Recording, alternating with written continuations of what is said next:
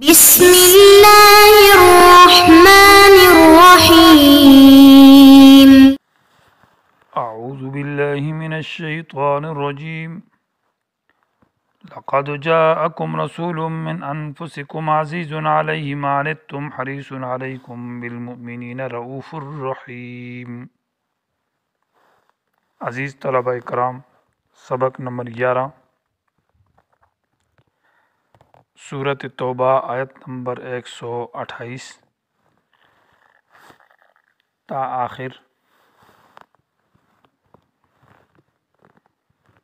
سبق کا عنوان ہے سورت کا آخری اختتام بالرسالت والتوحید، یعنی آخری دو آیتوں کے اندر رسول اللہ صلی اللہ علیہ وسلم کی رسالت کا بیان اور بیان توحید، اور اس پر سورت کا اختتام ہوتا ہے۔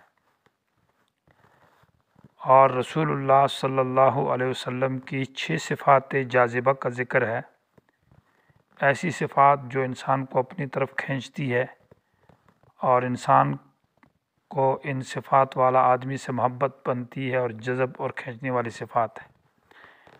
اور یقیناً چونکہ رسول اللہ صلی اللہ علیہ وسلم داعی اعظم ہیں، بہت بڑے داعی ہے، اور داعی کے اندر ایسی صفات کا موجود ہونا ضروری ہے۔ ماقبل سے ربط یہ ہے کہ لیتفقہوا فی الدین کی دین کے اندر فقاہت حاصل کرو، علم حاصل کرو، کیونکہ رسول آ چکا ہے اور رسول تمہیں دین سمجھانے کے لیے آیا، لہٰذا اس سے دین سیکھو۔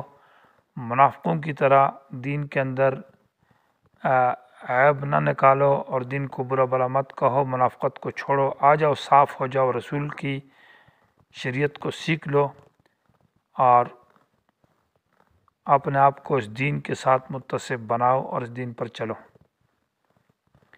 وہ 6 صفات ذکر کی ہے۔ نمبر 1 رسول کہ یہ پیغام دینے والا ہے۔ نمبر 2 من انفسکم کہ انسانوں میں سے ہے، فرشتہ یا جنات میں سے نہیں ہے۔ نمبر 3 عزیز علیہ۔ نمبر 4 حریص علیکم بالمؤمنین، حریص علیکم، اور نمبر 5 رؤوف، نمبر 6 رحیم۔ یہ صفات 6 جاذبہ کا ذکر ہے۔ لقد جاءکم ترجمہ یقیناً آ چکا ہے تمہارے پاس پیغام لانے والا تمہارے جنسوں سے، عزیز علیہ ما عنتم، تمہاری تکلیفیں اس پر بڑی گران اور بھاری مشکل ہیں، حریص علیکم، تمہاری خیر خواہی اور تمہارے نفع پر بڑا حرصناک ہے، بالمؤمنین رؤوف، مومنین پر بڑا شفیق، رحیم اور مہربان ہے۔ فَإِن تَوَلَّوْا، اگر یہ لوگ روگردانی کریں، اعراض کریں، تو کہہ دیجئے اے پیغمبر کہ مجھے اللہ ہی کافی ہے، اس لیے کہ نہیں ہے کوئی معبود برحق عبادت کا حقدار اللہ کے سوا، اور اسی اللہ پر میں نے بھروسہ کیا ہے، اور وہ عرش عظیم کا مالک ہے۔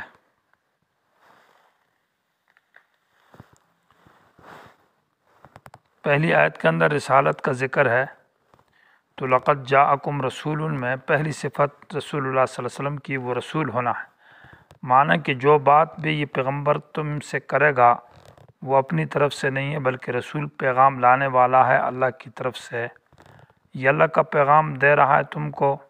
اس کی پہلی صفت یہ ہے، جو انسان بھی اللہ کا پیغام کسی کو دے تو وہ صفت اس کے اندر ایسی ہے کہ جو انسان کو اپنی طرف کھینچتی ہے۔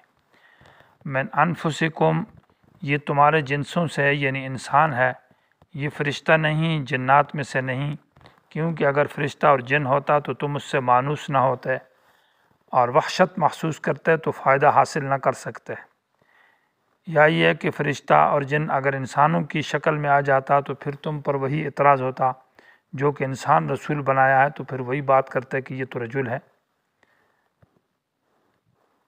اور من انفسکم میں من نوع البشر تو بشر میں سے ہے، اور دوسرے یہ ہے کہ من انفسکم عربی، یہ عربی ہے، تمہاری زبان اور تمہارے لہجے والا ہے، اس لیے اس کی بات سمجھنے میں بڑی آسانی ہے۔ عزیز علیہ ما عنتم، یہ سوال کا جواب ہے کہ پیغام تو اللہ کا دیتا ہے اور نوع بشر سے بھی ہے اور بات زبان بھی بڑی صاف ہے۔ ہو سکتا ہے یہ رسول ایسا دین لایا ہو جو بہت مشکل ہو، جس پر ہم عمل نہیں کر سکتے، جس پر جانے میں ہمیں بڑی تکلیف اور مشقتیں برداشت کرنی پڑتی ہیں، ہم تو کمزور ہیں۔ تو جواب دیا کہ نہ عزیز علی، عزیز بمعنی شدید، گران گزرتی ہے، بھاری گزرتی ہے اس پر معنی تمہاری تکلیفیں، تمہاری دنیاوی اور اخروی تکلیفیں اس کے اوپر بڑی گران گزرتی ہے، یہ تمہیں مشقتوں میں اور تکلیفوں میں نہیں دیکھنا چاہتا۔ اس لیے کہ حدیث میں آتا ہے کہ میں تم پر ایسا دین لایا ہوں جو آسان ہے، جو تم مشکل نہیں ہے۔ اور ایک حدیث میں ھذا الدین یسر، یہ دین آسان ہے۔ اور قرآن میں بھی کہا ہے کہ یرید اللہ بکم الیسر، اللہ تم سے آسانی چاہتا ہے۔ اس دین کے اندر جو عبادات ہے، جو معاملات ہے، جو معاشرت ہے، وہ تو آسان دین ہے، تو تم پر مشکل نہیں لایا۔ آنت کا معنی ہے انتہائی مشقت اور تکلیف، ویسے آنت کا معنی پیچھے گزرا ہے جو ہڈی ٹوٹ جاتی ہے اور بار بار وہ پھر ٹوٹتی رہتی ہے، تو ایسی مشکل چیزیں اس پر پیغمبر تم پر نہیں لایا۔ حریص علیکم، دوسری صفت کہ چلو احکام تو مشکل نہ ہو لیکن ان پر عمل کرنا ضروری نہیں ہوگا، چاہے تو انسان عمل کرے اور چاہے نہ کرے۔ تو جواب دیا کہ نہ حریص علیکم، وہ بہت حرصناک ہے تم پر۔ اور حریصن کا معنی یہ ہوگا کہ داعی جو ہے وہ اس کے اندر خیر خواہی بھی چاہیے، اور یہ انتہائی خیر خواہ ہے۔ اور خیر خواہی یہ کہ تم مومن ہو جاؤ اور تمہیں جنت ملے، تمہاری آخرت کی ترقی، تمہاری دنیا کی ترقی اور تمہاری منفعت کو چاہتا ہے اور اس کے بارے میں حرصناک ہے۔ بالمؤمنین رؤوف، اور خاص کر مومنین پر تو بہت بڑا شفیق اور مہربان ہے۔ مومنین کے ساتھ آپ صلی اللہ علیہ وسلم کے انتہائی شفقت اور رحمت کے معاملہ ہے۔ آپ تو خلق عظیم کے مالک ہیں، آپ تو بڑے اخلاق والے اور بڑی صفات کے مالک ہیں، آپ کی رحمت، آپ کی شفقت تو امت پر بے شمار اور بے بہا ہے۔ رؤوف معنی محبت کرتا ہے، دعا کرتا ہے، اور رحیم کا معنی یہ ہے کہ وہ قیامت کے دن تمہاری شفاعت کرے گا، تو اس کی بڑی وہ رؤوف الرحیم ذات ہے، اس لیے اس رسول کی بات کو مان لو۔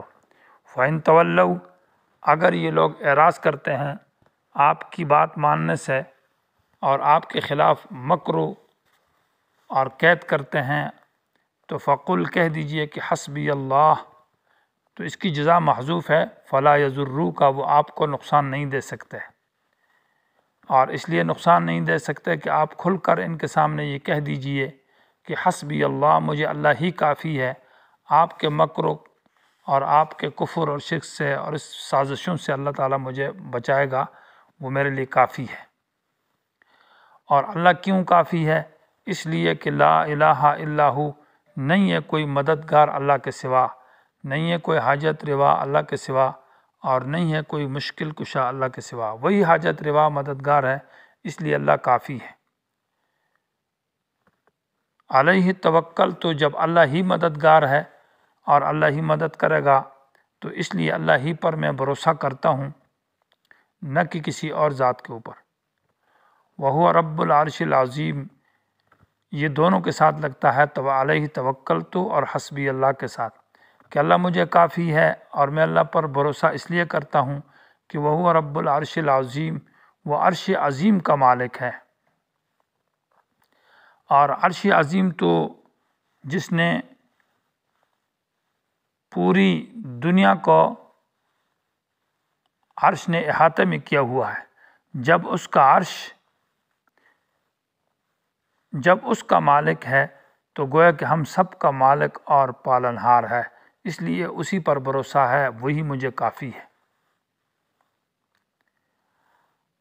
حدیث موقوف کے اندر ہے، ابو داؤد شریف کی حدیث ہے، حضرت جابر رضی اللہ تعالیٰ عنہ فرماتے ہیں کہ جو شخص یہ کلمات کہے گا، حسبی اللہ لا الہ الا ہو علیہ توکلت وہو رب العرش العظیم، صبح اور شام 7 مرتبہ، تو وہ دنیا کے فکر اور دنیا کے غموں سے اور مشکلات سے امن میں رہے گا۔